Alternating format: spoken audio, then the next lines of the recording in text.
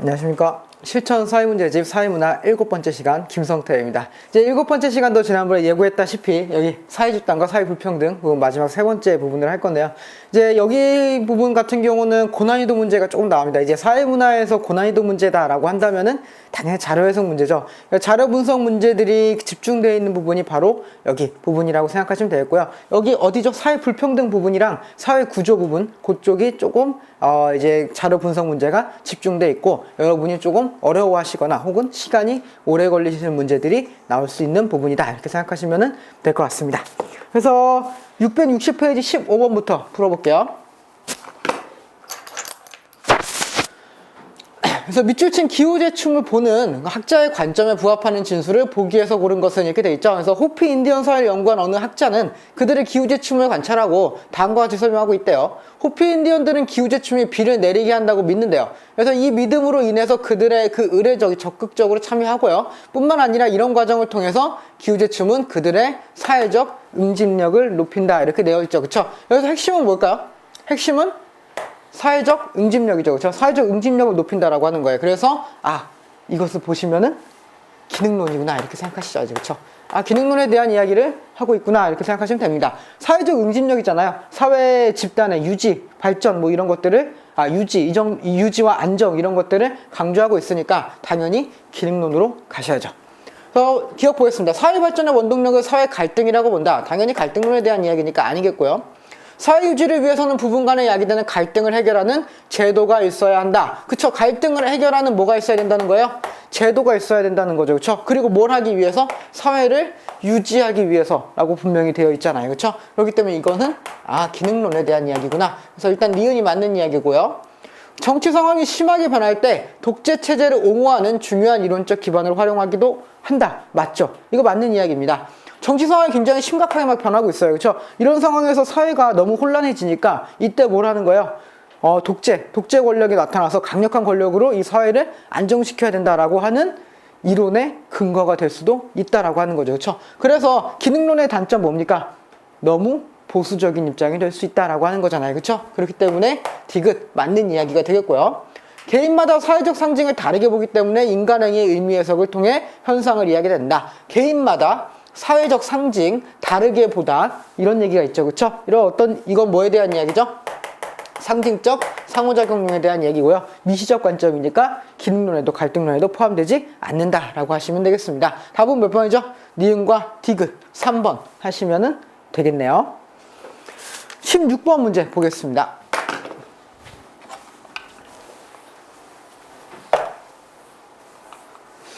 가에서 달을 그래프로 나타낼 때 A에서 C에 해당하는 내용을 바르게 배열한 것은 이렇게 되어 있죠. 볼게요. 가는 사회 계층 현상은 사회적 희소 자원이 구성원들의 자질과 노력에 따라 다르게 분배됨으로써 나타나는 당연한 결과다 이런 얘기죠. 일단 기능론적 입장이고요. 계층화 현상이 뭐라는 이야기예요? 자질과 노력에 따라서 다르게 분배된다 이런 얘기죠. 그쵸? 그래서 가에 대한 여기서 이제 소득이 나와 있잖아요. 소득. 그쵸? 소득이 뭐에 따른 거다 이렇게 생각하시면 돼요. 뭐 능력 같은 거 생각하시면 되겠죠. 그쵸?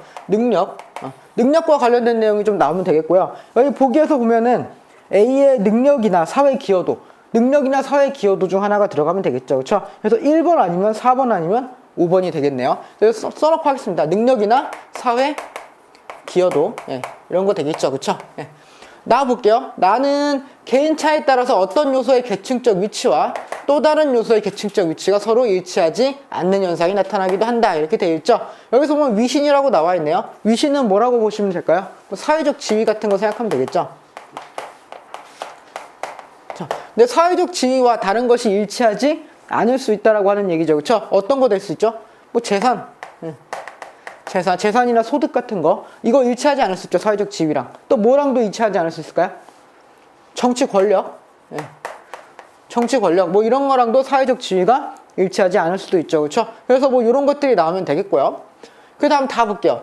사회 계층화 현상은 개인이 사회체제 내에서 최선의 기능을 하도록 한다 이런 얘기죠. 그렇죠? 사회 계층이라고 하는 거는 지금 보시면은 기능론적 입장이죠. 그렇죠? 기능론적 입장에서 최선의 기능을 하도록 한다라고 하는 거잖아요. 그렇죠? 그래서 계층이 최선의 기능을 한다. 즉 사람들한테 뭐를 준다? 동기를 유발해 준다. 이런 얘기잖아요. 그렇죠? 그렇기 때문에 성취 동기는 무엇이 높으면 높을수록 높을까요? 내가 열심히 하면은 다른 사람보다 더 많은 걸 받을 수 있다라는 것이 느껴지면은, 그러면은 성취 동기가 올라가겠죠. 그쵸? 그런 이야기를 하고 있는 거 아니에요. 근데 여기서 보시면은 성취 동기가 역관계에 있네요. 역관계에 있죠. 그쵸? 그래서, 성취 동기에 역관계에 있다라고 한다면은 이거는 뭘까요? 내가 열심히 해도 다른 사람이랑 크게 다르지 않을 거다라고 하는 그런 기대치겠죠. 그쵸? 이거는 균등분배 기대치로 보시는 게 맞습니다. 그쵸?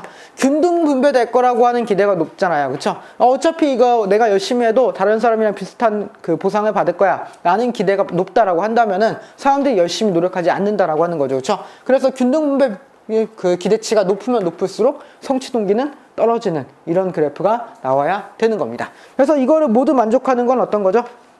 5번 하시면 되겠죠. 저 5번 사회 기여도, 그리고 재산, 그리고 차등 균등 분배 기대치, 이렇게 해서 5번 하시면 되겠습니다.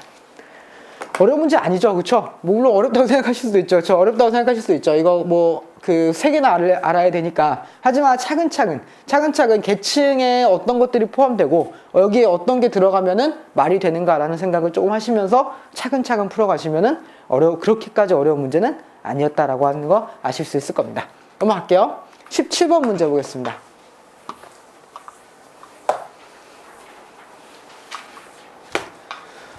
다음 자료에서 이제 추론할 수 있는 각국의 세대 간 계층 구성에 대한 옳은 설명을 보기에서 고른 것은 이렇게 되어 있죠. 볼게요. 사회 계층 구성 유형이 되어 있고, 이제 가나다 각각은 뭐래요? 상중하 어느 하나에 해당한대요. 가나다가 상중하가 어딘지는 잘 모르겠고 어쨌든 하나에 해당한다고 합니다. 근데 그 밑에 거 보시면 뭐라고 되어 있어요? C가 피라미드형 계층 구조네요. 그쵸? 피라미드형 계층 구조 어떤 식으로 되어 있는 거죠? 이런 식으로 되어 있는 거죠. 그렇죠? 이런 식으로 되어 있는 거고, 하층이 많고 상층이 적은 구조네요. 그쵸? 그러면은 C는 피라미드형 계층 구조니까 C는 지금 여기서 책을 보시면 좀 명확하겠지만 C는 요겁니다. 요거예요. 여기에 해당돼요. 그쵸? 그래서 C에서 가장 많이 차지하고 있는 가가 제일 많이 차지하고 있죠. 그쵸? 그럼 가는 뭐란 얘기예요? 가는 하층이란 얘기죠. 가는 하층이란 얘기겠죠. 그쵸? 가는 하층이란 얘기일 것이고요. 그 다음에 이제 그 상하고 중 중에서 그 상이 조금, 이거 나 쪽이 적고 다가 좀 많죠. 그쵸? 그러니까 다가 중이라고 보시는 게 좋겠고요. 나가 상층이라고 보시는 게 좋을 것 같습니다. 이렇게 보시고, 그리고 나서 그러면 이제 나머지가 어떤 구조인가 보시면 되겠네요. C는 피라미드고요. A는 뭔지 보죠. A는 어떻게 돼 있어요? A는 빨간색으로 표시하겠습니다. 여기 요거죠. A는 이렇게 돼 있어요. 보시면은 상층이 좀 많죠. 상층이 많고 하층이 굉장히 많아요. 그렇죠? 그런데 중층이 어때요? 중층이 매우 적은 그런 구조가 되겠네요. 어떤 구조죠? 이런 구조가 되겠죠. 그렇죠? 이런 구조는 뭐라고 이야기했어요? 모래시계형 이렇게 이야기를 했죠. 그래서 A가 모래시계형이고요. 이제 B만 구하시면 되겠죠. B는 지금 어디죠? B는 여기 됐네. 여기. 그렇죠? 이 부분이죠. B는 이 부분이니까 지금 보시면 어디가 제일 많아요? 중층이 제일 많고 이제 상하고 하가 적은 이런 구조죠. 그쵸? 이거는 어떤 구조예요? 이거는 이제 요런 구조죠. 자, 마른 모양. 자, 마른 모양 구조. 자, 뭐 이렇게 생각하시면 될 것 같아요. 이렇게 생각하시고 푸시면은 될 것 같습니다. 하나씩 볼게요. 부모의 계층은 가는 하계층, 나는 상층, 나는 중층이고요. 뭐 자녀의 계층도 가나다 이렇게 나와 있죠. 하나씩 볼게요. 하나씩. 세대 간 계층 구성 유형에서 C의 유형은 C에서 B로 변한다라고 되어 있죠. 볼게요. 여기 보시면은 자녀 계층 중에서 하 비율 찾으시면 되겠죠. 하 비율 몇 명이죠? 하 비율이 33명. 하가 33이고요. 그리고 중이 6, 3 이렇게 돼 있죠. 그렇죠? 몇이죠? 12. 중이 12고요. 12. 그리고 상이 12고요. 죄송합니다. 네. 상이 12고요. 네. 나가 상이잖아요. 나가 상이니까 상이 12고요. 다 볼게요. 다가 중이죠. 32, 2, 21 더하면은 몇이죠? 53, 55인가요? 55. 중이 55. 그쵸? 그래서 무슨 형으로 되고 있어요? 네. 이렇게 마른 모형이 되겠죠. 그쵸? 마른 모형이 될 거예요. 이런 구조고, 그러면 부모의 계층은 몇이죠? 부모의 계층은? 네. 부모의 계층은 지금 하였을 때 몇 명이에요? 하가 54에 60명인가요? 네. 부모 계층 같은 경우는 하가 60명이죠? 하가 60명이고요. 60명. 이게 다 부모 계층의 하계층이잖아요. 그쵸? 하층. 그리고 상층은 몇이에요? 상층은 5, 3, 8, 10이죠. 10명이요. 상은 10명. 상은 10명. 중은 몇 명이죠? 중은 6, 3, 21 더하시면은 9, 30명. 네, 이렇게 되어 있죠. 그쵸? 그러니까 이거는 어떤 구조죠? 하층으로 가면 사람이 많은 피라미드형 구조입니다. 그쵸? 아까 피라미드형 구조가 몇이었어요? 뭐였어요? C였고요. 마른 모형이 B였죠. 그쵸? C에서 B로 변한다 라고 하는 선지는 맞는 이야기가 되겠네요. 그쵸? 기억 하나 맞추는데도 좀 오래 걸렸지만 제가 해드리니까 오래 걸리는 거고 실제로 시험 문제 때도 빠르게 그려 나가시면은 그렇게 오래 안 걸려요. 보겠습니다. 세대 간 하강이동보다 상승이동이 더 많이 나타난다 이런 얘기죠. 하강이동하고 상승이동 어떤 게 많은가 한번 보죠. 그렇죠? 일단은 하강이동부터 볼까요? 하강이동이 더 안 좋은 얘기니까 일단 빨간색으로 쓰겠습니다. 상에서 뭘로 되면 하강이동이요? 상에서 하가 되거나 가가 하니까요. 하가 되거나 혹은 중이 되거나 중은 뭐죠? 다가 되거나 그렇죠? 이거는 하강이동이 되겠죠. 중에서 뭐가 되는 거? 하가 되는 거. 하강이동이 되겠습니다. 그럼 다음에 상승이동 같은 경우 어떻게 될까요? 하에서 상으로 간 경우, 하에서 상으로 간 경우, 하에서 중으로 간 경우 요거 되겠죠. 그렇죠? 그리고 상에서는 상승이동 할 수 없고요. 그렇죠? 중에서 상으로 간 경우 되겠죠. 그렇죠? 중에서 상으로 간 경우 바로 요 경우가 되겠네요. 그러면은 더하시면 되겠죠. 그렇죠? 근데 굳이 더하실 필요 있습니까? 눈대중으로 보세요. 5, 2, 6이고요. 이건 32, 6, 3이에요. 그렇죠? 뭐가 더 커요? 뭐가 더 커요? 상승이동이 더 크죠. 그렇죠? 상승이동이 더 많이 나타났다고 하는 거는 맞는 이야기가 되겠네요. 그렇죠? 상승이동이 더 많잖아요. 그냥 대충 딱 보셔도 계산 안 해도 되죠. 그렇죠? 네, 볼게요. 디귿, 자녀 세대보다 부모 세대에서 사회 안정도가 높다. 사회 안정도는 중층이 높았을 때 사회 안정도가 높다고 합니다. 그런데 부모 계층 같은 건 피라미드형이었고요. 자녀 같은 경우는 마른 목골이잖아요. 마른 모형이잖아요. 그렇죠? 그렇기 때문에 자녀 계층이 더 안정적이다라고 하시는 게 맞고요. 부모가 하류층일 때 세대 간 계층 고착화가 가장 심하다. 이거는 세대 간 계층 고착화는 뭘 보시면 될까요? 세대 간 계층 고착화 같은 경우는 그거죠. 내 지위가 그대로 세습되는가 이런 얘기잖아요. 그렇죠? 그래서 그렇게 보시면 되는데 하층 같은 경우는 하층에서 하층이 되는 비율은 몇이에요? 22고요. 층에서 상에서 상층되는 건 여기 3, 중에서 중되는 거는 21 이렇게 하면 되는데 여기서 그냥 딱 숫자로 봤을 때 22가 제일 많으니까 하층이 제일 높다 이렇게 하시면은 큰일 나는 겁니다. 그러면 이제 시험 한번 더 보셔야 되는 거예요. 그렇죠? 그러면 안 돼요. 그러는 게 아니라 어떻게 하시는 거예요? 하층이 지금 몇이에요? 22, 6, 32. 이거 더하시면 몇이었죠? 아까? 60명이었죠? 60명. 아까 60명이었어요. 60명 중에 몇 명이 세습한 거예요? 22명이 세습한 거라고요. 네. 이렇게 계산하셔야죠. 그래서 퍼센테이지 계산하시고 상층에서 상층으로 간 거죠. 10명에서 몇 명이에요? 3명. 10명 중에 3명이잖아요. 그쵸? 여기서 보시면 중층에서 중층 간 건 몇 명 중에 몇 명이에요? 30명 중에 21명이죠. 네. 이렇게 계산하셔야죠. 그쵸? 이렇게 계산하시면은 딱 봐도 계산 굳이 안 하셔도 어느 게 숫자가 제일 커요? 30분의 21이 제일 크죠? 계산 안 하셔도 아시는 거 아닙니까? 그쵸? 분모는 60보다 작은데, 그죠? 분자는 큰 차이가 없잖아요. 그죠? 그러니까 당연히 이게 제일 크다라고 하셔야 되고요. 그 세대 고착과는 어디가 가장 크다? 중층이 가장 크다. 이렇게 하시는 게 옳은 선지다라고 하는 거죠. 그렇죠? 그래서 이렇게 푸시면 되겠죠. 그래서 디귿과 리을은 틀린 이야기. 그래서 기역과 니은만 맞는 이야기가 된다. 답은 몇 번이죠? 답은 1번 하시면 되겠습니다. 계속 이런 문제가 나올 거예요. 예, 이번 시간은 계속 이렇게 그 자료 분석하는 문제가 나올 겁니다. 천천히 쫓아오시면 돼요. 천천히 쫓아오시고, 그리고 여러분이 꼭 하셔야 될 거 뭐죠? 직접 풀어보시는 것까지 하셔야 됩니다. 스스로 분석을 해보셔야 실력이 늘어나요. 보겠습니다. 19번 문제 볼게요.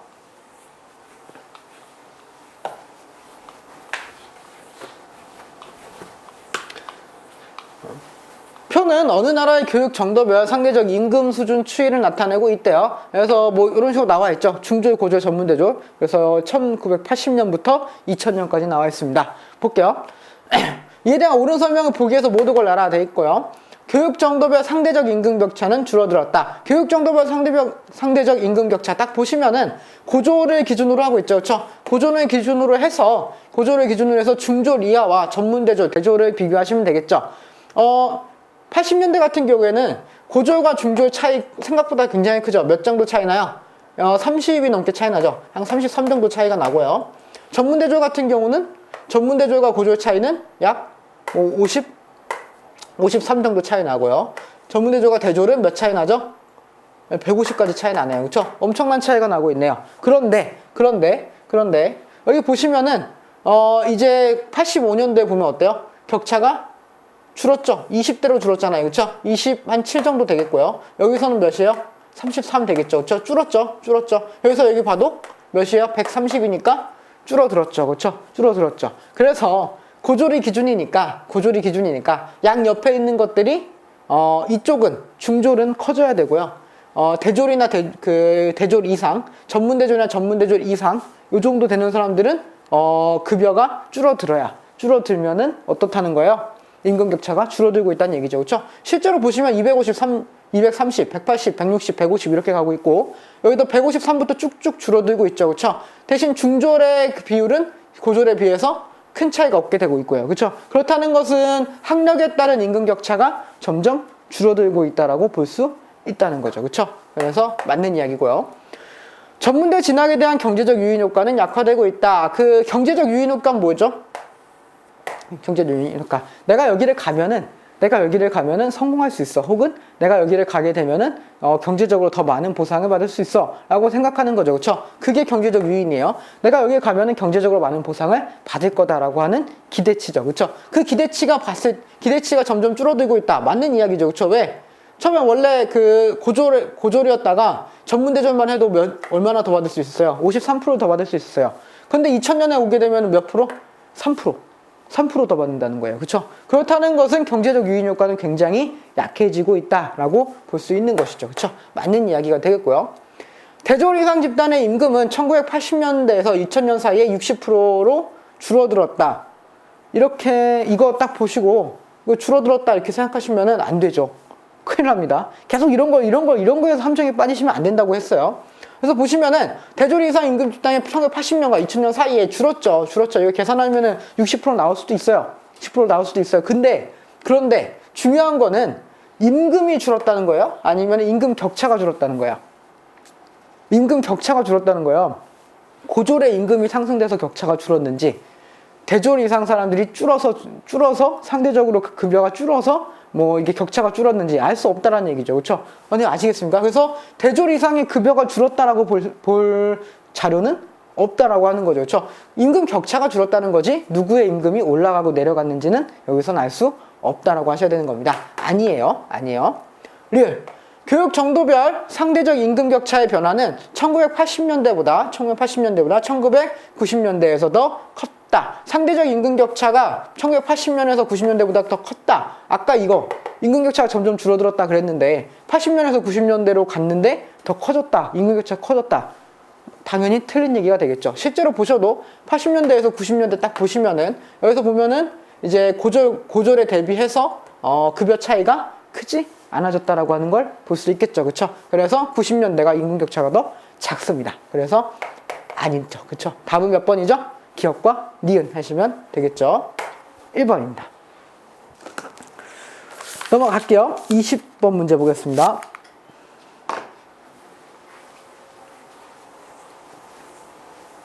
그래프는 사회 이동에 따른 계층 구성의 비율 변화를 보여준대요. 이에 대한 적절한 설명을 보기에서 모두 골라라 이렇게 되어 있습니다.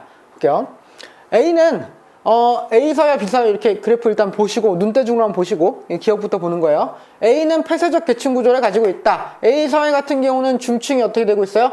감소하고 있고요. 하층이 상승하고 있어요. 그쵸? 그래서 중층은 줄어들고 하층은 증가하고 있다라고 하는 거는 중층이 어느 쪽으로 많이 가게 됐다? 하층으로 많이 가겠다. 이런 이야기가 되겠죠. 그쵸? 그렇다는 것은 수직 이동이 가능하다, 불가능하다?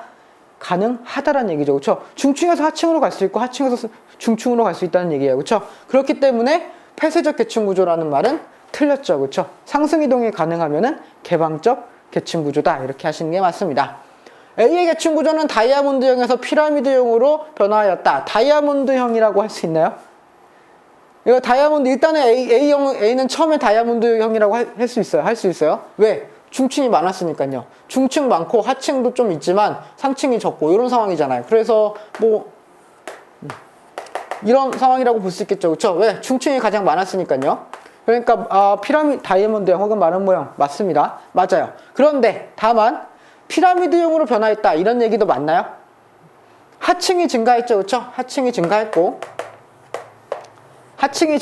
그렇죠? 중층은 감소했고 그 다음에 상층은 거의 조금 증가했으니까 이런 형태가 됐겠죠. 그렇죠? 그러니까 이런 형태가 됐겠죠. 그렇다는 것은 다이아몬드형에서 피라미드형으로 변했다. 맞는 이야기가 되겠습니다. 볼게요. 디귿 볼게요. B는 A와 달리 양극화 현상이 완화되었다.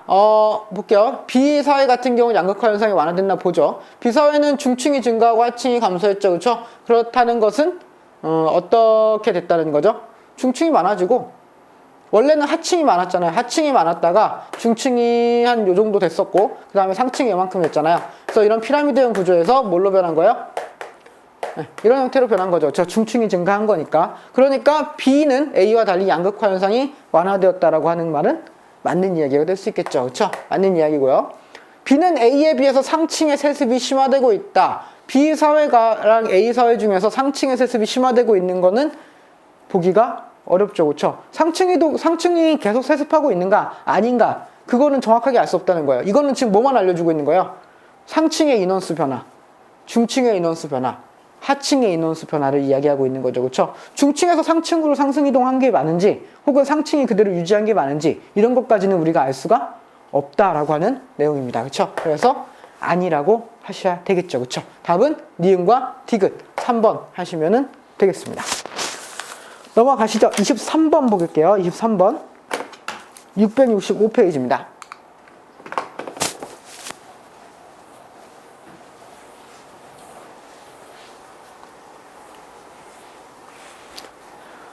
(23번) 표에 대한 옳은 해석을 보기에서 고른 것은 이렇게 돼 있죠. 표에 대한 옳은 해석을 한번 볼게요. 값은 여기서 플러스하고 마이너스 어떤 의미인가요? 플러스하고 마이너스. 플러스는 이제 그 일치, 마이너스는 불일치죠. 불일치. 이런 이야기예요. 되겠습니다. 그래서 여기서 보시면은 이제 값의 계층 이렇게 돼 있죠. 상류층이고 재산, 위신, 권력 이렇게 돼 있어요. 그리고 자녀와 일치 여부 이게 플러스 마이너스 이렇게 돼 있고요. 을 같은 경우는 중류층인데 다 마이너스고요. 병 같은 경우는 하류층인데 마이너스 플러스 이렇게 되어 있습니다. 그래서 자녀와 일치 여부를 확인해서 문제를 풀어라 이런 얘기가 되겠죠. 볼게요. 갑의 자녀는 갑에 비해서 정치적 영향력이 작다. 볼게요. 정치적 영향력은 뭘 의미하는 거죠? 권력을 이야기하는 거죠. 권력. 보시면은 자녀와 일치 여부가 어때요? 일치하지 않죠. 갑은 뭐였어요? 권력이 상류층이었죠. 상류층이었는데 자녀는 권력이 상류층이 아니란 얘기잖아요. 그럼 중 아니면 하겠죠. 그렇죠? 그렇다는 것은 자녀가 갑에 비해서 정치적 영향이 낮다라고 볼 수 있다라고 하는 겁니다. 맞죠? 그렇죠? 맞죠? 갑의 자녀는 상층은 아니니까. 갑은 상층이지만 갑의 자녀는 상층이 아니잖아요. 그렇죠? 그렇기 때문에 정치적 영향력이 작다고 할 수 있고요. 을의 자녀는 을에 비해 계층적 위치가 낮다. 계층적 위치가 낮다. 보죠? 을 같은 경우는 중류층인데 재산도 일치하지 않고요. 위신도 일치하지 않고요. 권력도 일치하지 않아요. 그러니까 계층적 위치가 낮구나. 이렇게 생각하시면 안 된다고요. 그죠? 일치하지 않는다는 얘기잖아요. 그리고 마이너스가 떨어졌다는 의미가 아니에요. 일치하지 않는다는 것 뿐이죠. 상승이동했을 수도 있잖아요. 그쵸? 그래서 상승이동했을 수도 있고 하강이동을 했을 수도 있기 때문에 알 수가 없다라고 보시는 게 맞다라고 하는 거죠. 그쵸? 그래서 알 수 없다가 맞는 이야기고요. 그래서 니은은 틀린 얘기고요. 병의 자녀는 빈곤에 대물림 현상을 극복하였다. 이거는 볼게요. 병이 하루층이었죠. 그런데 재산은 이 불일치하고 있어요. 즉 최소한 자녀는 병보다는 잘 살고 있다는 얘기죠. 그렇죠? 병보다는 잘 살고 있다는 얘기잖아요. 그렇기 때문에 빈곤의 대물림 현상을 극복했다는 얘기죠. 하층에서 더 내려갈 수 있습니까? 하층에서 하강 이동할 수는 없을 거 아니에요. 불일치하고 있다는 얘기니까 최소한 중층이나 상층으로 상승 이동했다는 얘기고, 그렇다는 것은 병의 자녀는 빈곤만큼은 해결했다라고 볼 수 있는 얘기겠죠. 그렇죠? 맞는 이야기고요. 자녀 세대의 위신이 가장 높은 사람은 병의 자녀다. 위신이 가장 높은 사람은 일단은 갑일 가능성이 제일 높지만 그럼에도 불구하고 중류층에서 상층 상승 이동했을 수도 있고요. 병의 자녀, 병의 자녀는 안 되겠죠. 병의 자녀는 위신은 그대로네요. 그러니까 병의 자녀는 그냥 하층이지만 중류층 있잖아요. 중류층에서 상승 이동했을 수도 있죠. 그렇잖아요. 중류층에서 상승 이동해서 일치할 수도 있어요. 오히려 더 높아졌을 수도 있죠. 그렇죠? 그렇기 때문에 자녀 세대 위신이 가장 높은 사람은 병이라고 볼 수도 없고, 갑이라고 볼 수도 없고, 을이라고 볼 수도 없다라고 하는 거죠. 그렇죠? 일단은 확실한 건 뭐예요? 병은 아니죠. 왜 병은 아니에요? 병은 위신이 일치하고 있으니까요. 아버지가 하류층이었고 위신이 하류층이었고요. 자녀도 위신은 일치하고 있으니까 자녀도 그 위신 같은 경우는 하류층이란 얘기죠. 그렇죠? 그렇기 때문에 위신이 가장 높은 사람은 병의 자녀라고 보기는 어렵다라고 하는 겁니다. 그렇죠? 그래서 아니다 하시면 되겠고요. 답은 기억과 디귿 2번 하시면 되겠네요. 그래서 세습을 하고 있냐 세습하지 않고 있냐라고 하는 거를 알려주고 있는 거지, 플러스가 상승이동이라든가 마이너스가 하강이동을 알려주는 거는 아니었다라고 하는 거, 그것만 조심하시면은 굉장히 쉬운 문제다 이렇게 이야기할 수 있겠습니다. 어쨌든 중요한 문제가 되겠어요. 넘어가겠습니다. 26번 볼게요. 여기부터는 이제 여러분 시험에서 진짜 출제됐던 문제들이니까 좀 자세히 보셨으면 좋겠습니다. 16번. 부모와 자녀의 계층을 비교한 표에서 표에 대한 설명으로 옳은 것을 골라라 이렇게 되어 있죠. 그래서 자녀의 계층과 부모의 계층 이렇게 되어 있고, 부모의 계층 이렇게 되어 있고, 상층, 중층, 하층 있죠. 그래서 상층에 100, 중층에 200, 하층에 100 정도 돼 있어요. 그런 상황에서 자녀의 계층이 바뀌죠. T년과 T 플러스 10년에 따른 이제 내용들이 나와 있습니다. 그래서 하나씩 분석하면서 문제 풀어보시면 되겠죠. 일단 볼게요. 1번 T년은 부모의 계층이 하층일 때, 책 보시면서 하세요. T년은 부모의 계층이 중층일 때 계층 세습 정도가 가장 심하다 이렇게 돼 있죠. T년만 보시면 돼요. T년의 세습 정도. 상층에서는 상층으로 관계 세습이겠죠. 그렇죠? 중층에서는 중층으로 관계 세습이겠고요. 하층에서는 하층으로 관계 세습일 겁니다. 그렇죠? 그래서 상층은 몇 명이었어요, 원래? 100명이었어요. 그 중에 몇 명이 상층이 됐죠? 80명. 그래서 80명 세습한 거고요. 중층은 200명이었죠? 200명 중에 몇 명이 세습한 거예요? 160명이 세습을 한 거고요. 하층은 100명 중에서 85명이 세습한 거네요. 그쵸? 그렇게 보시면 되잖아요. 그래서 이 중에서 요것만 분모를 바꾸면 되겠네요. 이거를 분모를 100분에 약분하시면 되죠. 2, 8에 16, 80 이렇게 되겠네요. 그쵸? 어디가 제일 많이 세습했어요? 하층이 제일 많이 세습했네요. 그쵸? 그래서 1번은 틀린 지문이 되겠고요. 두 번째 보겠습니다. T 플러스 10년. T 플러스 10년에서 자녀 중 세대 간 상승 이동보다 세대 간 하강 이동이 많다. 보시면 되겠죠. T 플러스 10년만 볼게요. T 플러스 10년만. 상층에서 하강이동, 상층은 하강이동밖에 없죠. 하강이동만 볼게요. 중층으로 된 사람들, 그리고 하층으로 된 사람들, 하강이동이죠. 그렇죠? 중층에서 하강이동 어디 있죠? 하층으로 된 사람들만 하강이동이라고 할 수 있겠고요. 그러면 상승이동은 어떻게 됐냐? 하층에서 중층이 됐거나 혹은 상층이 된 사람들 이야기하는 거고요. 혹은 중층에서 뭐가 된 사람? 상층이 된 사람을 이야기하고 있겠네요. 그렇죠? 더해보시면 돼요. 더해보시면 되는데 대충 더하십시오. 대충 더하면은 몇이에요? 뭐가 더 커요? 상승 이동이 더 크죠. 10, 3, 7, 그리고 5, 5, 30이잖아요. 그렇죠? 그렇다는 것은 상승 이동이 훨씬 컸구나 이렇게 보시면 되겠습니다. 의심되시면 계산하시고요. 그렇죠? 의심되시면 계산하시고요. 아마 이게 40 나오고 이게 20 나오니까 상승 이동이 더 크다 이렇게 하시면 돼요. 그래서 하강 이동이 더 많다라고 한 2번 지문도 틀린 내용이 되겠네요. 3번 볼게요. T 플러스 10년은 T년과 달리 자녀 세대에서 다이아몬드형 계층 구조가 나타난다 이런 얘기죠. 그래서 볼게요. 이거는 근데 굳이 다 계산 안 하셔도 돼요. 어쨌든 보겠습니다. 계산해 볼게요. T 플러스 10년은 T년과 달리 자녀 세대 다이아몬드 대충 구조 요거만 보시면 돼요. 상중하 계산해 보죠. 상은 어디요? 상은 상층 80, 15 이렇게 더하시면 되겠죠. 그렇죠? 그래서 T년 볼게요. T년 같은 경우는 상층이 몇이에요? 상층이 80, 15니까 95명이고요. 중층은 몇이에요? 15, 160, 10이죠. 그쵸? 그러면은 몇이죠? 185요. 185명. 하층은 몇이죠? 15, 85 더하면은 5, 죄송합니다. 네. 5, 85 더하면은 90, 120이겠네요. 하층은 120 이렇게 되겠죠. 그쵸? 이렇게 계산하시면 되겠고요. 네, 맞습니다. 맞아요. 네. 그리고 T 플러스 10년이죠.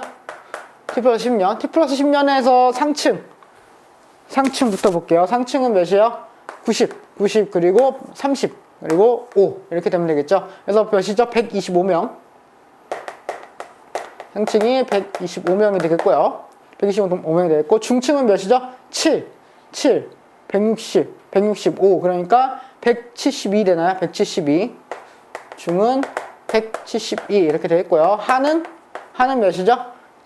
10 그러면은 13 103 네, 이렇게 하면 되겠습니다. 그러면은 T년 같은 경우는 무슨 형으로 되어 있어요? 계층 구조가 중층이 가장 많죠. 그렇죠? 중층이 가장 많고 상하가 적은 네, 다이아몬드형이 되겠고요. T 플러스 10년은 상중하에서 중층이 가장 많은 다이아몬드형이 되겠네요. 그렇죠? 그렇기 때문에 둘 다 다이아몬드형이다. 이렇게 보시는 게 맞겠습니다. 그래서 틀린 이야기가 되겠죠? 틀린 이야기가 되겠고요. 마지막 4번입니다. 4번이 정답이겠네요. 1, 3번이 다 틀렸으니까. 네. T년과 T10년 사이에, T 플러스 10년 사이에 중층 부모의 자녀 중 상층으로 세대 이동한 사람은 최대 30명이다. 이렇게 되어 있죠. 그래서 보시면은 볼게요. T 플러스 10년에 상승으로 이동한 사람이 최대 몇 명이에요?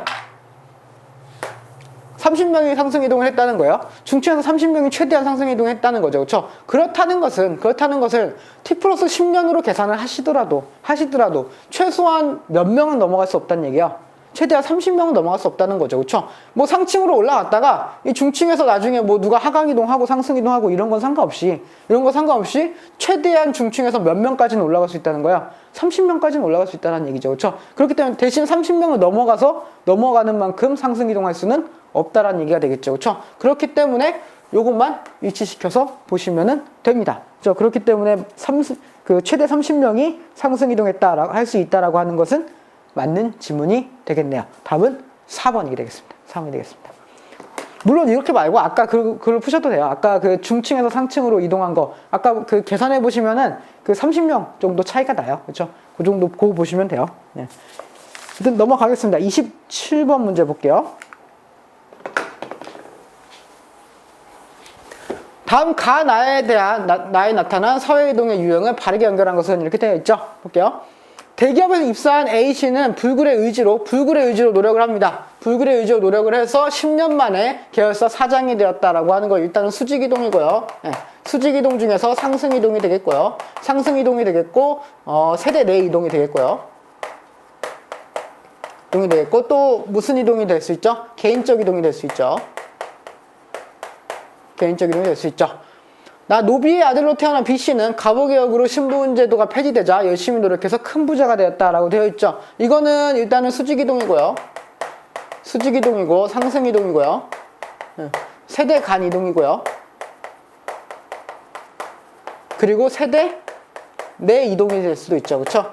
내 이동이 될 수도 있고요. 또 한 가지 개인적 이동이 아니라 신분제가 폐지된 거잖아요. 그러니까 구조적 이동이 될 수 있죠.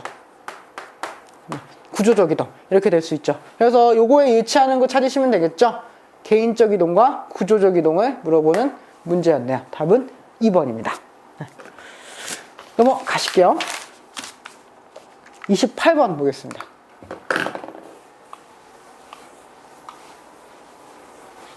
다음 사회현상의 사례에서 적절한 분석을 보기 위해서 고른 것은 이렇게 되어 있죠. A는 경찰이 꿈이었지만 어려운 집안 사정으로 학업에 집중하지 못했어요. 그래서 지역에 있는 대학에 진학했지만 곧 자퇴하고 불량 생활을 하고 다녔어요. 뭐 그 후에 A는 고등학교 3학년 때 담임인 체육 선생님 B를 만나게 되었고, B는 A가 순경시험을 보도록 후원을 해주었다고 합니다. 그래서 A는 순경시험, 채용시험 합격하고 남들과 다르게 빠른 시간을 경위로 승진했고요. 반면에 B는 장학사 시험에 여러 번 응시했지만 탈락해서 교장 승진이 어렵게 되자 명예퇴직을 했습니다. 그 후에 B는 스포츠센터 개업했어요. 과도한 경쟁에서 밀려 부도가 났습니다. 이제 B는 택배 배달원으로 일하고 있어요. 많이 떨어졌네요. 그렇죠? 많이 떨어졌어요. 그랬는데 지역사회에서 전직 교사로서 존경을 받고 있다라고 하는 거죠. 그렇죠? 이거 뭘 이야기하는 걸까요? 뭘 이야기하고 있는 걸까요? 뭐 사회 이동 뭐 이런 거 얘기할 수도 있고, 혹은 계층 관련해서 문제를 물어볼 수도 있을 것 같아요. 한번 보겠습니다. A와 B는 모두 수직 이동을 하였다. 맞죠? A와 B는 모두 수직 이동했어요. A 같은 경우는 이제 그 완전 어려운 집안에서 살고 있다가 순경이 됐고, 순경에서 또 빠른 시간에 경위로 승진을 했고요. 그러니까 수직 이동을 경험한 거 맞고요. B 같은 경우는 뭐 어떻게 됐어요? B 같은 경우는 처음엔 체육 선생님이었다가 장학사 시험에서 떨어져서 그 사장이 됐다가 사장에서 뭐가 된 거예요? 택배 배달원이 된 거잖아요. 그렇죠? 그렇기 때문에 수직 이동을 한 거 맞죠? A와 B는 모두 세대 내 이동을 하였다. 세대 내 이동한 거 맞죠? 둘 다 세대 내 이동했습니다. A 같은 경우도 자기가 노력해서 뭐 순경이 되고 경위가 되고 한 거고요. 이 사람 같은 경우도 개인적으로 교사였다가 올라갔다 내려갔다 한 거죠. 그렇죠? 그렇기 때문에 세대 내 이동한 것도 맞는 이야기가 되겠습니다. A와 B 모두 지위 불일치 현상이 나타났다. 지위 불일치 현상은 도대체 여기 어디 있나요? 없죠? 아니죠. 지위 불일치 현상 한 명은 있죠. 그렇죠? 누구는 있어요? 누구는 있어요? B 같은 경우는 있죠. B 같은 경우는 있어요. 근데 A 같은 경우는 지금 현재 지위 불일치 현상이 보이나요? 없죠. 그렇죠? 없어요. 그렇죠? 그렇기 때문에 B에만 해당되는 내용이니까 아니다라고 하시는 게 맞겠고요. A는 개인적 이동, B는 구조적 이동을 하였다. 둘 다 개인적 이동을 한 거죠. 여기서는 구조적 이동이 보이지는 않고 있어요. 그래서 아닙니다. 답은 몇 번이죠? 기억과 니은 1번 하시면 되겠네요. 구조적 이동 없고요. 여기 뭐 지위 불일치는 B만 있다는 거죠. 그렇죠? A 아무리 눈을 씻고 찾아봐도 지위 불일치 현상을 볼 수는 없다라고 하는 것만 확인하시면 되겠습니다. 넘어갈게요. 29번 보겠습니다.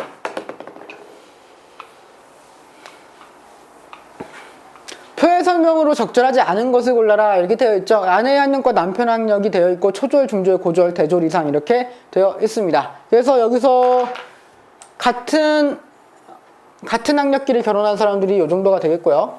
예.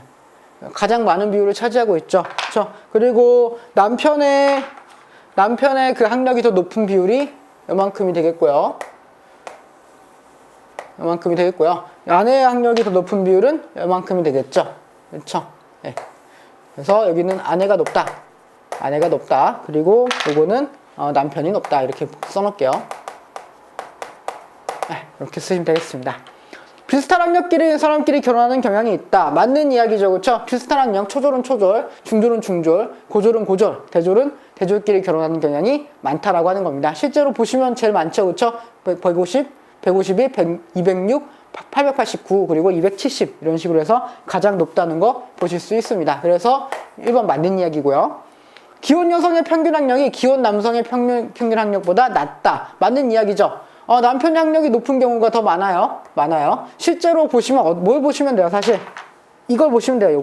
요 부분하고 이 부분을 보시면 돼요. 이 부분을 보시면 돼요. 남편 같은 경우는 중졸, 고졸이 1144명, 그리고 대졸이 434명이잖아요. 그쵸? 근데 그 여성 같은 경우는 고졸이 1135명, 그리고 대졸 이상이 301명으로 100명 이상 차이 나고 있죠. 그쵸? 그렇기 때문에, 남편의 학력이 높구나. 남자의 학력이 더 높은 경향이 있구나 하시는 게 맞고요.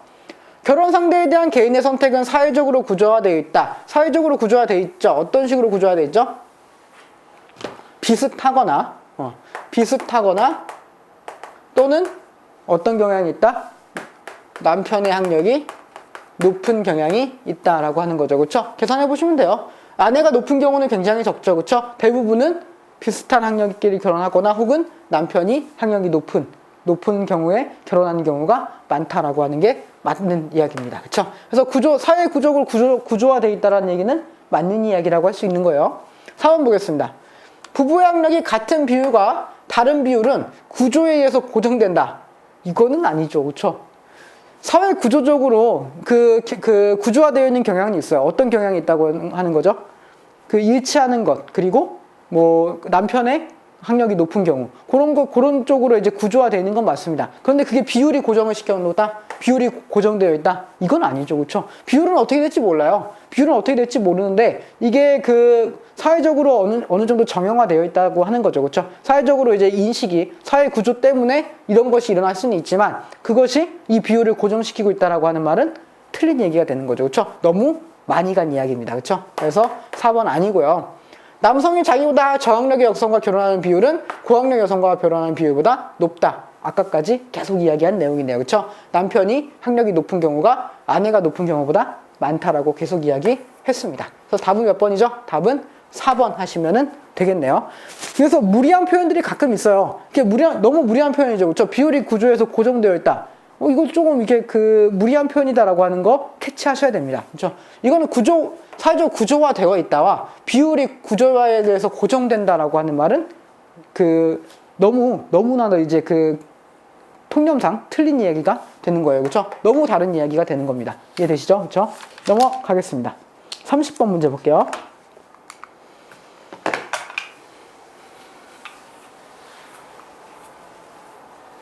다음 글에 나타나 있는 사회 이동 유형은 보기에서 모두 고른 것은 이렇게 되어 있죠. 볼게요. 모그룹의 총수와 같은 가난한 농부 아들로 태어났어요.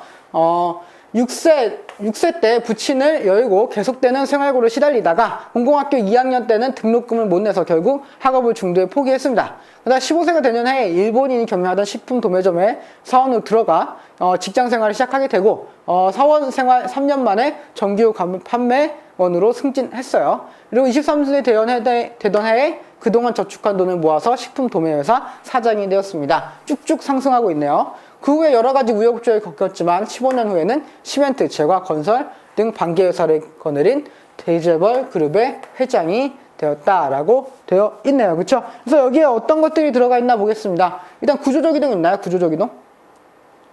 구조적 이동 있어요? 없죠? 한번 찾아보세요. 없어요. 아무리 찾아봐도 없습니다. 뭐 사회 구조가 바뀌어서 이 사람들이 사회 이동을 했다. 이런 내용 전혀 없어요. 전혀 없습니다. 구조적 이동 없고요.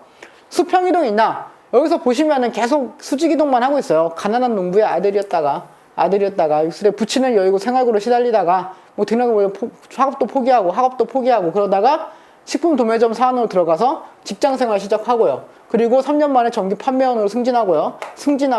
그리고 나서 사장이 되고요. 그 다음에 그룹의 회장이 됐잖아요. 그렇죠? 그렇다는 것은 여기서 나타나는 바로 봤을 때는 수평 이동은 보이지 않는다. 사원에서 사원으로 갔다. 여기에 있던 여기 사원에서 저기 사원으로 갔다. 이런 거라면 수평 이동이 될 수 있겠지만 여기에서는 현재 나타나지 않고 있다라고 하는 거죠. 아닙니다. 수직 이동 너무 잘 나타나 있고요. 지금까지 한 얘기가 다 수직 이동이에요. 세대 간 이동 있죠? 가난한 농부의 아들이었다가 대기업 회장이 됐잖아요. 그렇죠? 이건 세대 간 이동이 되겠고요. 세대 내 이동 있죠? 사원이었다가 사장이 됐다가 회장이 됐잖아요. 그렇죠? 그러니까 세대 내 이동도 있는 거죠. 그렇죠? 다음 몇 번이죠? 디귿, 리을, 미음 5번 하시면 되겠습니다. 그래서 명확하게 있는 것만 찾으시면 돼요. 지문을 딱 보시고 명확하게 있는 걸 찾으시고 명확하게 없다 그러시면은 과감하게 버리시면 됩니다. 그러면은 답이 나와요. 네, 아시겠죠? 넘어갈게요. 35번 보겠습니다. 671페이지예요.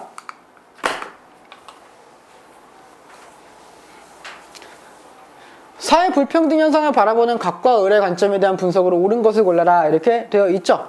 사회 불평등은 필연적이래요. 사회적으로 중요한 일을 하는 사람에게는 늘 높은 보상을 해주어야 그 사회가 원활하게 돌아간다 이렇게 되어 있어요. 이거는 뭐죠? 기능론이죠. 누가 봐도 기능론이네요. 너무 명확하게 줬어요. 내 말이 맞긴 한데 전적으로 동의할 수 없다. 갈등론이겠네요. 네. 좀 더 읽어볼까요? 네. 읽어볼게요. 너의 말 중 사회적으로 중요한 일이 무엇인지 불명해. 뭐가 중요한지 어떻게 그치? 사회적으로 뭐가 중요한데? 라고 할 수 있죠. 그쵸? 네, 그거 정한 게 너 뭐야? 니들이 정한 거 아니야. 그치? 너의 특정 계급, 지배 계급이 정한 게 아니냐 이렇게 얘기하는 것이고요. 그래서 사회적 중요성과 그에 따른 차등적 보상이라는 것은 기득권층의 자신들의 이익을 보존하기 위해 내세우는 구실에 불과하다. 무조건 갈등론 하시면 되겠네요. 보겠습니다. 갑의 관점에 따른 사회 계층 제도는 지배 집단의 이해와 가치를 반영한다. 지배 집단 나오면 무조건 갈등론이라 그랬잖아요. 갑은 기능론이고요. 그러니까 아니고요. 갑의 관점, 기능론의 관점에 따르면 사회 계층 제도는 개인과 사회가 최선의 기능을 하는데 방해가 된다. 방해가 된다고요? 기능론인데 당연히 방해가 된다가 아니라 도움을 준다가 돼야 되는 것이고요. 을의 관점에 따르면은 기득권을 가진 집단이 자신들의 이익을 위하여 사회 계층 제도를 유지하고자 한다. 여기서 핵심 포인트는 뭐예요? 사회 계층 구조의 유지, 여기에 꽂히시면은 큰일 나는 거고요. 그렇죠? 어디에 꽂히셔야 되는 거야? 기득권. 기득권을 가진 집단, 특정 계급, 특정 집단, 자본가 집단 이런 거죠. 그렇죠? 그래서 요거는 갈등론에 대한 이야기고요. 3번이 정답이 되겠네요. 4번, 을의 관점에 따르면은 사회 계층 제도는 개인의 성취 동기를 자극하고 필요한 인재를 적재적소에 충원하는 좋은 기능을 하고 있다. 기능론에 대한 이야기네요. 그렇죠? 그래서 을이 아니라 갑이 돼야 되겠고요. 답은 3번 하시면 되겠습니다. 답은 명확하죠? 어렵지 않은 문제예요. 36번 볼게요. 672페이지입니다.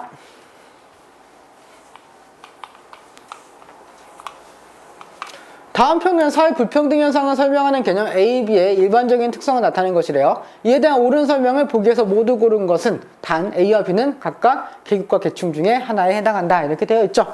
볼게요. 주의 불일치 가능성이 인정되는가? 요것만 딱 보면 계급인지 계층인지 알죠? 주의 불일치 가능성이 인정되는 거는 계층이고요. 인정 안 되는 거는 계급이 되겠네요. 그렇죠? 이렇게 보시면 돼요. 기업. A는 정치 권력의 배분이 전적으로 경제적 능력에 의해서 결정된다고 본다. 전적으로가 중요하죠. 그렇죠? 전적으로 경제적 능력에 의해서 결정된다고 보는 것은 A가 아니라 B에 해당하는 내용이니까 아니고요. B는 사회적 희소가치의 불평등한 분배를 다원론적인 관점에서 이해하고 있는 것은 B가 아니라 A, 계층에 해당하는 내용이니까 아니고요. B는 A와 달리 집단 간의 서열이 불연속적이라고 본다. 불연속적이다라고 하는 말은 뭐냐? 연속적이냐 불연속적이냐 이거 갖고 너무 이렇게 막 집착하지 마세요. 불연속적이라는 얘기는 상승이동이나 하강이동이 어렵다라는 얘기입니다. 즉 이제 수직이동이 어렵다라는 얘기예요. 연속적이다라는 얘기는 그 수직이동이 나름 편하게 이루어질 수 있다라고 하는 걸 이야기하는 거예요. 그래서 불연속적이다라고 하는 건 수직이동이 어렵다라는 얘기고 계층보다는 계급에 해당하는 내용이 되겠죠. 그래서 B에 대한 이야기 맞습니다. 계급에 대한 이야기 맞아요.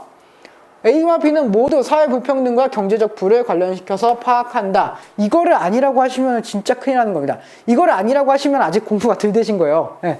이걸 아니라고 하시면 안 되죠. 생각해보세요. 사회 불평등과 경제적 부를 관련지어서 파악한다라고 했어요. 아까 보시면 기업 같은 경우 경제적 능력에 의해 결정되는 게 아니라고 했잖아요. 이렇게 얘기했잖아요. 근데 그거는 아까 전적으로란 말이 붙은 거고요. 그쵸? 전적으로란 말이 붙은 거고요. A와 B, 계급이든 계층이든 둘 다 무엇을 고려하고 있다는 거예요? 경제적인 부분을 고려하고 있다라고 하는 거죠. 다만 계급 같은 경우는 경제적 요인 이외에 다른 것을 고려하지 않는다는 것 뿐이죠. 그렇기 때문에 이 지문 같은 경우는 맞는 지문이 되는 거예요. 둘 다 경제적 부를 관련지어서 계층화 현상을 설명하고 있는 거 맞는 이야기입니다. 계층에서도 경제적 부를 포함시키지 않는 것은 아니에요. 그렇죠? 둘 다 포함하고 있습니다. 그렇기 때문에 리을도 맞는 이야기가 되는 거. 그래서 디귿과 리을 4번 하시면 되겠습니다. 이런 거에서 함정에 빠지시면 안 돼요. 이거 너무 이렇게 저열한 이런 트릭에 빠지지 마시길 바랍니다. 넘어갈게요. 37번 볼게요. 사회 계층 현상을 바라보는 갑과 을의 관점에 대한 설명으로 옳은 것을 골라라 이렇게 돼 있죠. 저소득층에 대한 학비 지원 제도나 국가장학 제도가 있기 때문에 모든 학생들에게 대학 진학의 기회는 균등하게 분배되어 있어. 이미 너무 좋게 보고 있네요. 아마 기능론일 것 같아요. 결국 개인의 능력이나 노력의 차이에 따라 특정 대학 진학이 결정되는 것이지 자기가 원하는 대학에 진학하지 못했다고 부모를 탓하는 것은 핑계다 이렇게 얘기하죠. 그렇죠? 세상을 너무 아름답게 보네요. 쉽게 사네. 기능론입니다. 기능론 이렇게 보시면 되겠고, 어떤 가정 환경에서 자라나고 얼마만큼 사교육을 받았는지가 학생의 성적을 좌지우지하지. 그렇죠? 강남에서 얼마나 사교육 받는지 모르시죠? 그렇죠? 강남은 어떤 학원을 가더라도 주요 과목은 30만 원이 넘습니다. 한 과목에. 기본적으로 주요 과목 3과목만 해도 한 달에 그 사교육비가 100만 원이 넘어요. 상상이 안 되시죠? 그렇죠? 물론 지금 여기 강남 사시는 분이 지금 이걸 들으실 수도 있지만 진짜 그래요. 진짜 그래요. 확인해 보십시오. 나 강남에서 체육과외도 한다는데요. 체육과외도 한다는데. 어쨌든 이런 사교육을 받았어요. 그렇게 공부를 하니까 그렇게 막 무지막지하게 시키니까 당연히 성적이 높을 수밖에 없지. 즉 기득권 자녀는 부모의 덕으로 특정 대학에 진학하는 것이 현실이다, 사실이다 이런 얘기죠. 그렇죠? 그래서 개인의 능력과는 무관하게 무엇이 사회 불평등은 재생산되고 있다라고 하는 얘기잖아요. 그렇죠? 갈등론이죠. 갈등론이죠. 보겠습니다. 갑은 기능론은 사회 계층 현상은 사회적 기여 정도에 따른 서열화. 맞는 이야기고요. 맞는 이야기죠. 사회적 기여 정도, 내 능력에 따른 서열화. 맞는 이야기입니다. 맞는 이야기고요. 갑은 사회 계층 현상을 심각한 사회 문제로 여긴다. 사회 계층 현상을 심각한 사회 문제로 여기는 거는 기능론이 아니라 갈등론에 대한 얘기니까 아니고요. 을은 개인의 귀속적인 요인과 사회 계층 구조를 귀속적인 요인이 사회 계층 구조를 변화시킨다고 본다. 이거 같은 경우는 생각해보세요. 귀속적 요인 사회 계층 구조를 변화시킨다는 얘기잖아요. 그쵸? 이게 변화시킨다가 아니라 뭐가 돼야 맞는 얘기예요? 갈등론 입장에서는. 사회 계층 구조의 변화가 아니라 사회 계층 구조를 고착화시킨다가 맞는 얘기죠. 그쵸? 그래서 아닌 얘기가 되겠죠. 그쵸? 갈등론에서는 사회 계층 구조가 자체를 어떻게 해야 되는 거예요? 변화시켜야 되는 건데 그 변화를 무엇이 맡고 있다? 개인의 귀속적인 요인.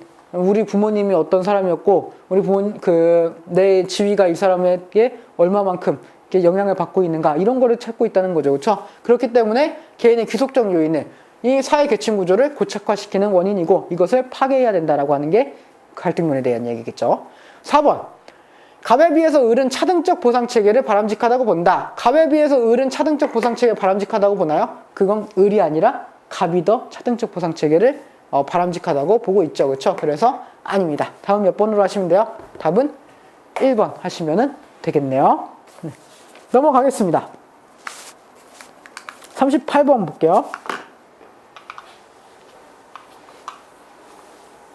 사회 구조를 바라보는 나의 관점의 일반적인 특징에 대한 설명으로 옳지 않은 것은 이렇게 돼 있죠. 이번에 학교에 대한 얘기가 나왔네요. 학교는 교육을 통해서 사회성원의 사회화를 담당하고 인력을 양성해서 적재적소에 배치하고 있대요. 즉 사회는 공정한 분배를 야기하는 그런 곳이다 이렇게 얘기하고 있네요. 그렇죠? 이거는 기능론이고요. 학교는 기득권 집단의 이익을 반영한 교육 내용을 다루고 있어요. 그래서 기존의 불평등한 사회 구조를 정당화하고 있다. 이런 얘기죠. 그렇죠? 사실 사회는 불평등한데 이 학교라는 거를 두면서 이 학교에서 너희 학교에서 열심히 안 했으니까 이렇게 된 거야. 이렇게 얘기한다는 거죠. 그렇죠? 반드시 그렇지 않은데 말이죠. 어떤 거죠, 이거는? 갈등론에 대한 얘기예요. 갈등론. 그래서 학교 또한 이제 그 지배 집단의 이익을 반영하는 곳이지 절대 이것이 공정한 배분을 위한 것이 아니다라고 하는 거예요. 그래서 학교를 통해서 그냥 이 학교 성적을 가지고 야, 너 거봐, 너희가 열심히 안 했으니까 지금 이렇게 살고 있는 거 아니야. 너희 나중에 열심히 하든가 뭐 이렇게 이야기한다는 거죠. 그렇죠? 그렇기 때문에 학교는 기득권층의 새로운 지배, 세습을 정당화하고 있다라고 하고 있는 건 갈등론에 해당한다. 이렇게 보시면 되겠죠. 보겠습니다. 가는 갈등과 대립을 일시적인 병리 현상으로 강조한다. 기능론은 일시적인 병리 현상으로 간주하는 거 맞죠? 갈등과 대립을 병리 현상으로 파악하는 거 맞습니다. 이번 볼게요. 가는 사회 구성 요소들이 상호 의존적 관계에 있다고 본다. 사회 의존적 관계로 보는 거 맞죠? 그렇죠? 기능론은 여러 가지 요소들이 서로 상호 연관되어 있다라고 이야기하는 거 맞습니다. 4번 볼게요. 가는 특정 계층의 합의에 의해서 사회 통합이 이루어진다고 본다. 가 같은 경우는 이제 특정 계층이라는 말이 나왔죠. 그렇죠? 특정 계층은 누구에 대한 이야기예요? 갈등론에 대한 얘기잖아요. 그렇죠? 그렇기 때문에 기능론이 아니라 갈등론에 나와야 되는 내용이죠. 그렇죠? 아니고요. 나는 사회가 희소가치를 둘러싼 집단 간의 대립이 존재하는 곳이라고 본다. 맞죠? 그렇죠? 집단 간의 대립, 이게 갈등이잖아요. 그렇죠? 갈등. 나는 사회제도가 지배계급의 이익을 보호하기 위한 수단이 된다고 주장한다. 맞는 이야기죠. 그렇죠? 여기서 핵심 포인트는 지배계급이죠. 지배계급. 그렇죠? 그래서 기능론과 갈등론은 어렵다라고 생각하신다면은 제가 말했던 키워드를 암기하시는 게 효과적입니다. 이런 키워드들이죠. 지배계급, 갈등, 대립 뭐 이런 것들. 그런 것들이 갈등론에 여는 키워드가 되겠고요. 기능론 같은 경우는 뭐예요? 사회의 유지, 통합 뭐 이런 것들이요. 뭐 그런 것들이 뭐예요? 기능론에 해당하는 키워드가 되겠죠. 그래서 그거 키워드 정리 많이 돼 있으니까 그것만 확인하셔서 암기하시면 될 것 같아요. 넘어가겠습니다. 오늘의 마지막 문제가 될 것 같아요. 39번 문제입니다.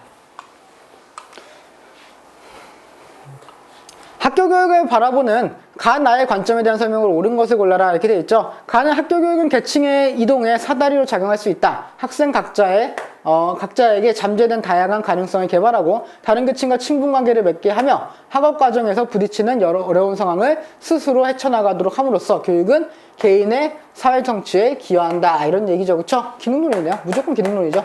예. 학교를 긍정적으로 보고 있으면 기능론입니다. 볼게요. 학교 교육만으로 상류층으로 계층주의가 상승하는 경우는 극히 일부분입니다. 극히 일부분은 너희가 너무 미화하고 있어 라고 얘기하는 거고요. 그래서 대부분은 자신의 부모와 비슷한 수준의 계층을 대물림할 뿐이며 빈곤층보단 지배 집단의 입장이 학교 교육에 반영되기 십상이다. 여기까지만 읽을게요. 뭐죠? 갈등론이죠. 갈등론. 네. 이렇게 보시면 되겠네요. 볼게요. 가는 개인의 사회적 성취를 결정하는 성취 요인보다 귀속적 요인을 강조한다. 귀속적 요인을 강조하는 것은 기능론보다는 갈등론에 해당하는 내용이죠. 그쵸? 아니고요. 나는 학교 교육이 비용과 보상에 대한 개인의 합리적인 판단에 따라 발생한다함을 강조한다. 즉 비용과 보상에 대한 개인적인 합리적 판단 이런 거죠. 그쵸? 이것은 뭐에 대한 얘기예요? 갈등론이 아니라 기능론에 대한 이야기죠. 그쵸? 아니고요. 기능론과 달리 갈등론은 학교 교육이 부조리한 사회구조의 유지 수단에 불과하다고 비판한다. 맞는 이야기가 되겠죠. 그쵸? 갈등론의 입장 맞습니다. 답은 일단 3번이 되겠네요. 답은 3번이 되겠고요. 나와 달리 기능론은 학교 교육이 계층 내 수평 이동만을 가능하게 한다고 본다. 이거 아니죠. 그쵸? 기능론 같은 경우는 학교 교육을 통해서 뭐가 가능하다고 보는 거예요? 수직 이동이 가능하다라고 보는 것이죠. 그쵸? 그렇기 때문에 아닙니다. 답은 3번 하시면 되겠네요. 그래서 기능론 갈등론과 관련된 문제는 굉장히 많이 나옵니다. 굉장히 많이 나오고 여러분 문제에서 절대 피할 수 없어요. 그렇기 때문에 명확하게 하셔야 되고요. 사실 공부만 하신다면은 그만큼 명확한 문제도 없습니다. 기능론과 갈등론만큼 명확한 문제도 없죠. 다만 오늘 하신 내용 중에서 여러분이 열심히 연습하셔야 되는 문제는 뭐죠? 자료 분석 문제입니다. 자료 분석 문제는 여러분의 그 합격과 불합격을 결정하는 결정적인 문제 중 하나가 될 수 있다는 거 꼭 명심하시고 공부하시면 좋겠습니다. 수고하셨습니다. 다음 시간에 뵙겠습니다.